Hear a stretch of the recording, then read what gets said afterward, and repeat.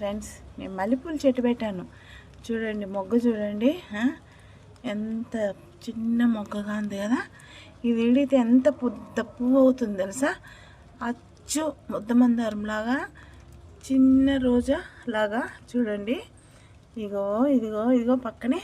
Wow, చూసారా ఎంత పెద్ద పువ్వు. అచ్చు ఎలా ఉందంటే చూడండి కానీ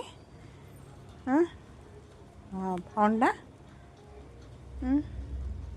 వాసన మా మిద్దిపైన తాండు మాడుతూ ఉంటుంది. వాసన ఎంత బాగా తెలుసా, అంత వాసన వస్తుంది. సరేనా, మళ్ళా నిన్న మందారాలు పూసాయి, మళ్ళా మందారం చూడండి.